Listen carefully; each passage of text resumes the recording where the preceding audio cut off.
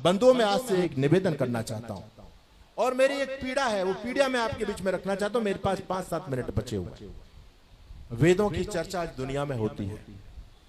अच्छा, वेदों का प्रचार आज कौन करता है? आप में से कौन बताएगा? वेदों का प्रचार इस मंच को छोड़ के कहीं होता है क्या?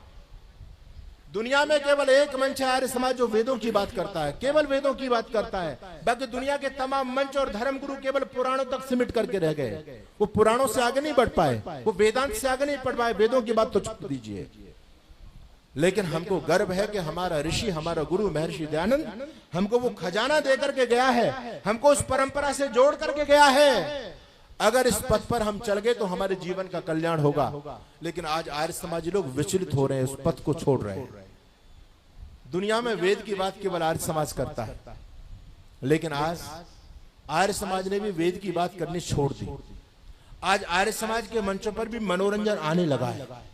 आज लोगों को जब आर्य समाज के कार्यक्रम में भीड़ नहीं आती, क्योंकि आर्य समाज के लोग धरातल पर काम नहीं करते।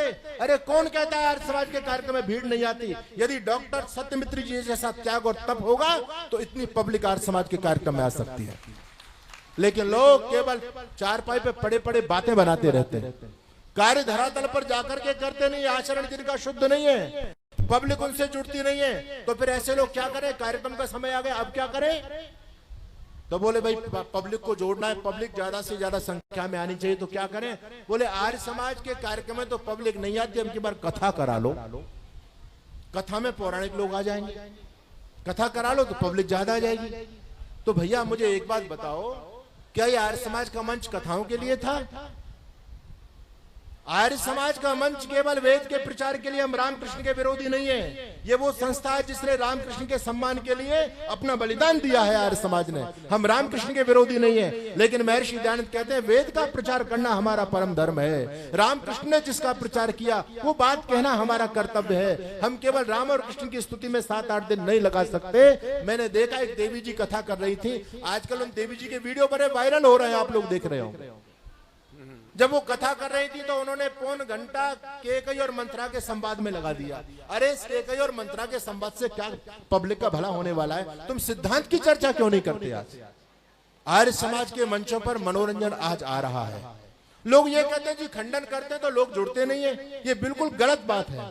खंडन करेंगे आप तो लोग निश्चित रूप से जुड़ेंगे।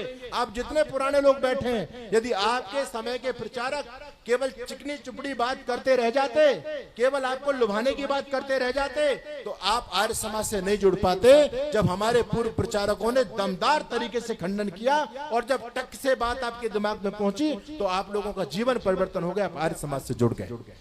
लेकिन आज आर्य समाजी लोग डरते हैं, कह नहीं सकते। मैं चाहता हूं, मेरे पर लोग पहले से पाबंदी लगाते हैं, स्वामी जी की बख्श देना, खंडन की बात मत करना। तो मैंने कहा फिर मुझे तुम लोगों ने बुलाया किस लिए था? भाई ये बातें तो कोई भी करके जा सकता है। मैं तो ऋषि दयानंद का जुनूनी प्रचारक हूं। आज आप देख रहे हैं कि आर्य समाज अपने पथ से भटक रहा है।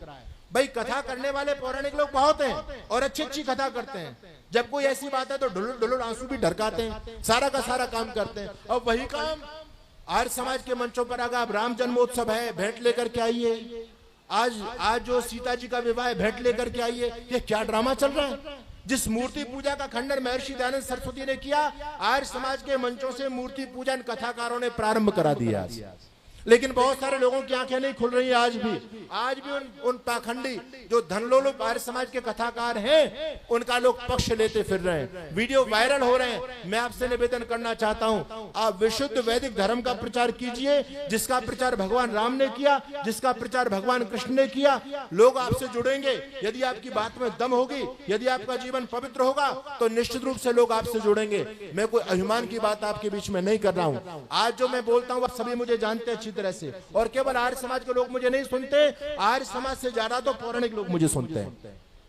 मेरे पास में रोज कई फोन आते हैं और वो लोग ये कहते हैं कि स्वामी जी यही विचारधारा देश को बचा सकती है। लोग ये कहते हैं कि आर्य समाज से लोग जुड़ते नहीं है। मेरे पास फोन आते हैं कि हम आर्य समाज से जुड़ना चाहते हैं। तुम अपनी बात बताओ तो सही भाई, तुम चिकनी चुपड़ी बात करके वैदिक सिद्धांत की प्रचार क्यों नहीं कर रहे हो आज? तो मेरा निवेदन, ये जो आजकल के जो कथाकार, मैंने सबसे पहले इनके खिलाफ बोला था और मैं फिर इस बात को बोल करके जा रहा हूं, ये कथाएं आर्य समाज को खत्म कर देंगी। आर्य समाज का कार्यक्रम बिल्कुल खत्म हो जाएगा।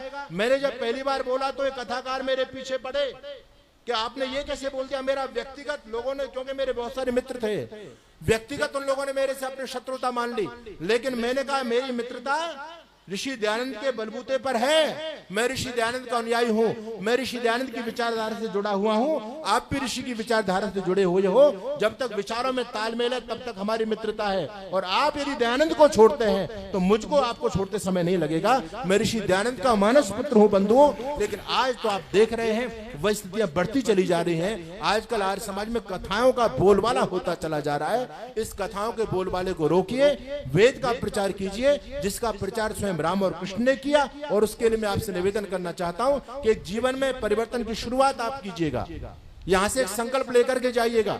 आज ये पाखंड आर्य समाज में क्यों बढ़ रहा है? आर्य समाज अपने पद से भ्रष्ट क्यों होता चला जा रहा है? हमारे बड़े बड़े भवन बने हुए हैं, उन भवन में मानव निर्माण का काम कोई नहीं होता है। वो उन भवनों में कोई हॉस्पिटल खोल रहा है, कोई सुबह सुबह वो होम्योपैथी की मीठी मीठी गोलियां बांट रहा है, कोई कुछ कर रहा है, कोई कुछ कर रहा है, कोई शादियां कर रहा है। क्या आर्य समाज का यही काम रह गया है?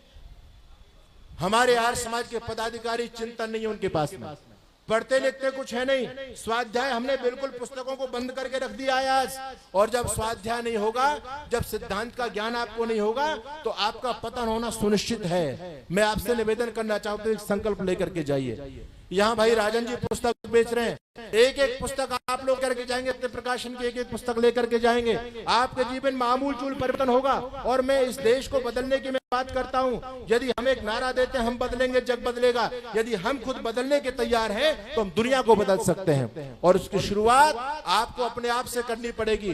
दुनिया भर के मुल्ला मौलवी पादरी अपने धर्म के प्रचार के लिए कमर कस के लगे हुए हैं, लेकिन हम लोग वही हुए अपने घर के अंदर। मैंने देखा एक आशाराम का चेला मुझे मिल गया, उसका गुरु जेल में था, वो गुरुजी का साहित्य बांट रहा था। मैंने कहा गुरुजी तो जेल में पड़े हो, तुम ये पीछे क्यों पड़ रहे हो, साहित्य क्यों बांट रहे हो? कहता जी गुरुजी को फंसाया गया है, गुरुजी हमारे ठीक हैं। तो मैंने कहा तुम इतने गुरुजी की वकालत कर रहे हो, गर्मी में पुस्तक बांट रहे हो, तुमको मिलता क्या है? कहता कुछ नहीं मिलता, हम तो बाबा जी की सेवा में लगे हुए हैं। राम रहीम जेल में थे, राम रहीम के चेले भी साहित्य बांटते फिर रहे हैं, डोर टू डोर जा रहे हैं। और एक रामपाल दास जो निरक्षर भट्टाचार्य, ये भी जेल में सड़ रहा था, तो इसके चेले भी इसका साहित्य बांट रहे थे। मैंने सबसे पूछा क्या मिलता है? बोले कुछ नहीं, बाबा जी की सेवा में लगे हुए हैं। रामपाल के लोग बाबा जी की सेवा कर रहे हैं, राम रहीम के लोग बाबा जी की सेवा कर रहे हैं, आशाराम के लोग बाबा जी की सेवा कर रहे हैं। और हमारे बाबा जी वाले अपने पोतों को खिलाने में लगे हुए हैं। हमारे बाबा जी वाले घर से निकलना नहीं चाहते, घर से निकलना नहीं चाहते, आर्य समाज के सत्संग में जाना नहीं चाहते। बंधुओं, ये देश की तकदीर बदलने वाली नहीं है। आने वाला समय बहुत भयानक होने वाला है। आप लोगों के पास में वो दायित्व है, आप दुनिया के नक्शे को बदल सकते हो यदि आप अपने जीवन में परिवर्तन कर सके। क्योंकि दुनिया का सबसे बड़ा देशभक्त और बुद्धिजीवी संगठन आर्य समाज का संगठन है, लेकिन हमने बुद्धि पर ताले लगा दिए, हमारे घरों में पाखंड बढ़ रहा है। एक संकल्प मैं आपसे दिलवाऊंगा, मुझे एक बात बताइए, आप लोगों में से कितने लोग ऐसे हैं जो इस देश को बचाने के लिए काम करना चाहते हैं? एक बार हाथ खड़ा करके मुझे संकेत करें, कितने लोग ऐसे हैं जो इस देश को बचाने के लिए काम करना चाहते हैं? प्राय सभी लोगों ने हाथ खड़े कर दिए। बैठ जाइए। अब मैं आपसे एक बात पूछना चाहता हूं, आप लोगों में से कितने लोग ऐसे हैं जो इस देश को बचाने के लिए रोज 1 घंटे का समय दे सकते हैं? अरे हाथ खड़ा तो सभी कर रहे हैं, लेकिन सोच विचार करके कर रहे हो या वैसे एक दूसरे को देख करके कर रहे हो? चलिए 1 घंटे का समय कम लोगों ने हाथ खड़ा किया। आधा घंटे का समय आप लोगों में से कितने लोग दे सकते हैं? अरे अब तो ज्यादा हाथ खड़े हो जाने चाहिए। 1 घंटे में तैयार हुए तो आधे घंटे में तो तैयार हो ही जाओ। आधा घंटे 1 घंटे के लिए बहुत से कह रहे जी 2 घंटे दे सकते हैं। सुन लीजिए 2 घंटे आपको करना क्या है। मैं आपसे ये नहीं कहता कि आप झाड़ू लेकर के गली में झाड़ू लगाइए, मैं आपसे ये नहीं कहता आप कबाड़ा फेंक दीजिए। मैं आपसे एक बात कहता हूं, आप एक संकल्प लेकर के यहां से जाना कि मैं प्रतिदिन आधा घंटा स्वाध्याय जरूर करूंगा, प्रतिदिन आधा घंटा स्वाध्याय जरूर करूंगा, बिना स्वाध्याय के मैं सोऊंगा नहीं। बंधुओं, यदि आप आधा घंटा नियमित रूप से स्वाध्याय करते हैं तो एक छोटी सी पुस्तक, ये दादी पोती की पुस्तक, ये कितने दिन में समाप्त हो सकती है? अरे चलो आप 4-3 दिन की बात करें, मैं 1 सप्ताह का समय आपको देता हूं। बोलो 1 सप्ताह में ये पुस्तक समाप्त हो सकती है नहीं हो सकती है? 1 सप्ताह के अंदर आप एक पुस्तक के विद्वान बन जाओगे या नहीं बन जाओगे? आप पूरे वैदिक सिद्धांत को समझ जाओगे या नहीं समझ जाओगे? अब जब आप 1 सप्ताह बाद जब आपके पास ये ज्ञान होगा, चलो एक सप्ताह में एक पुस्तक खत्म हो गई, 2 सप्ताह में कितनी पुस्तक हो जाएंगी? 2 पुस्तक। और 1 महीने में, ये तो छोटी पुस्तक है, यदि कोई बड़ी पुस्तक भी आ जाए तो 1 महीने में खत्म हो सकती है, नहीं हो सकती? 1 महीने में आप एक बड़ी पुस्तक को पढ़ सकते हो, उसका निचोड़ निकाल सकते हो, और जब वो ज्ञान, वो सिद्धांत आपके पास में होगा तो वो ज्ञान सिद्धांत आपको घर में नहीं बैठने देगा, वो आपको बाहर निकाल करके लाएगा, आपका जीवन परिवर्तन होगा। जब आप आर्य समाज के सत्संग में 7वें दिन पहुंचोगे तो आप समय लोगे, और उस समय में आप भजन नहीं सुनाओगे। भजन सुनाना सरल होता है लेकिन बोलना कठिन होता है। हम बोलते क्यों नहीं है? क्योंकि हमारे पास मैटर ही नहीं है। बोलेंगे क्या भाई? भजन तो आप लिख करके गा देंगे, पढ़ देंगे, लेकिन बोलेंगे कब? जब आपके पास में मैटर होगा। और जब आपने 1 महीने स्वाध्याय किया है तो आपके पास मैटर की कमी नहीं होगी। आप कहेंगे मंत्री मुझे 5 मिनट चाहिए, मुझे कुछ बोलना है। आप वैदिक सिद्धांतों की चर्चा करेंगे। जब वो ज्ञान आपके पास में होगा तो आपके बच्चे जब मोबाइल चलाएंगे, आप कहेंगे बेटा मोबाइल एक तरफ रखो, आओ मेरे पास, मैं तुमसे कुछ बातें करूंगा। अरे तुम्हारे बच्चे बच जाएंगे, ये राष्ट्र बच जाएगा, समाज बच जाएगा। तो ये संकल्प लेकर के आप यहाँ से जाइएगा। हम ऋषि दयानंद के ऋणी हैं, और दुर्भाग्यशाली वो लोग हैं जो आज भी ऋषि दयानंद के पद को छोड़ करके पाखंड में भटक रहे हैं। इसलिए पाखंड में नहीं भटकना है। ऋषि दयानंद एक ऐसा हाईवे बना करके चले गए हैं, एक बार आप अपनी गाड़ी को उस पर चढ़ा दीजिए, सीधी गाड़ी दौड़ती चली जाएगी और अपनी मंजिल को प्राप्त कर जाएगी। लेकिन हम ऋषि दयानंद के द्वारा निर्मित उस एक्सप्रेस वे पर, हाईवे पर अपने जीवन रूपी गाड़ी को नहीं चलाना चाहते। हम पाखंड रूपी गांव गलियों के गड्ढों में अपनी गाड़ी को तुड़वाते रहते हैं। सारा समय निकल जाता है, जीवन चला जाता है, समय आपके हाथ से निकल जाएगा। इसलिए संकल्प लेकर के जाइए। आज से मैं आपसे केवल आधा घंटा मांग रहा हूं। सोने से पहले आप आधा घंटा जरूर पढ़ करके सोना। यहाँ से 2 बहनों की बातें, 2 मित्रों की बातें, अन्य पुस्तक यदि आपने पुस्तकें पढ़ ली है तो दूसरी पुस्तक यहाँ से आप लेकर के जा सकते हैं।